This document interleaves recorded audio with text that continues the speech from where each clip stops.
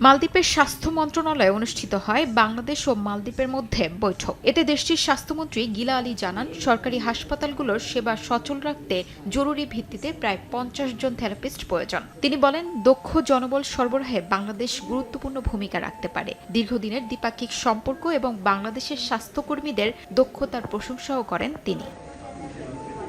বৈঠকে বাংলাদেশের ওষুধ শিল্পের অগ্রগতির ভূয়সী প্রশংসা করেন মালদ্বীপের স্বাস্থ্যমন্ত্রী। তিনি জানান, সরকারি পর্যায়ে G2G ভিত্তিতে বাংলাদেশ থেকে সরাসরি ওষুধ আমদানির পরিকল্পনা রয়েছে। এছাড়াও বাংলাদেশের ওষুধ উৎপাদন মান যাচাই করতে একটি উচ্চ পর্যায়ের প্রতিনিধি দল শীঘ্রই ঢাকায় আসবে। মালদ্বীপের পক্ষ থেকে স্বাস্থ্য খাতে সহযোগিতা আরও সম্প্রসারণের আগ্রহ জানানো হয়।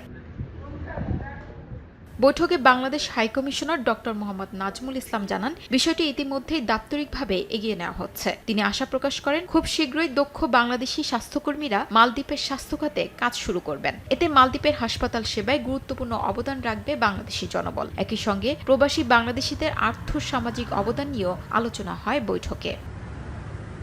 শিউলি রোজা, সময় সংবাদ।